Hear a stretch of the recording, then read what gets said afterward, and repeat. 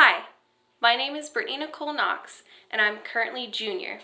My minor is in 4th through 8th science, and while I am currently in interdisciplinary studies, I plan to return to Sam Houston after a couple years and get my master's in library science to become a librarian.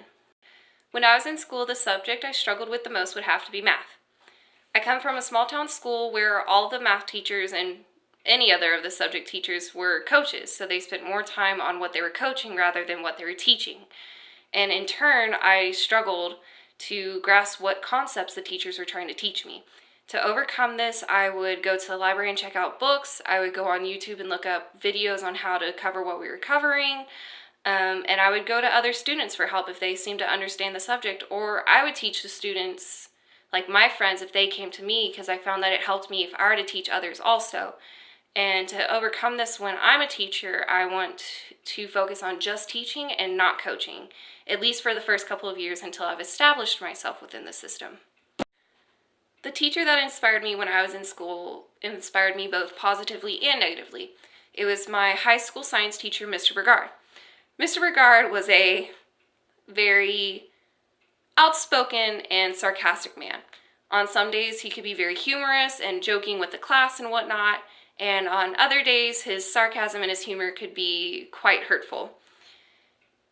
On the days that he was in a good mood, you could tell, though, that he cared about the subject and he cared about what he was teaching us. And that's what is inspiring me to become a science teacher. Because even on his frustrated days, you could tell that he was getting frustrated because we weren't grasping what he was trying to teach us and that he just didn't know what to do at that moment. Something that I consider both a strength and a weakness would have to be my empathy and my compassionate and caring personality. Because of my childhood, I grew up to be the mom friend of every group that I've ever been in. I put myself out there that I care for others and I take care of others and I put everyone else first, which can be a great thing when it comes to children because sometimes they need that motherly personality, especially since they might be having a rough time at home themselves. On the other hand, what makes me weak is that I always try to see the best in everyone, and I do put everyone else before me, and that can be dangerous because there are times when I have to step back and admit that I need help first before I can help my students. And if I can't help myself, then how could I ever help my students? I believe that any sort of relationship between a teacher and a student outside of the classroom should remain both professional and polite.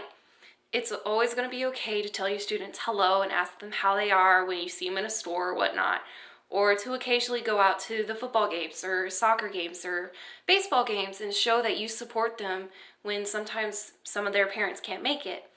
As for social media, I believe that any private or personal accounts should stay closed off from the students unless they're graduating from high school. Your students shouldn't have any access to your Facebook, Instagram, Snapchat, none of that. The only exception I could think of that would be reasonable is if you were to create an informational YouTube channel in which you can post videos about the subject you're covering or instructional videos of how they need to solve things in the way that is only helpful to them and in no way going to be hurtful to the teacher or the school district as a whole.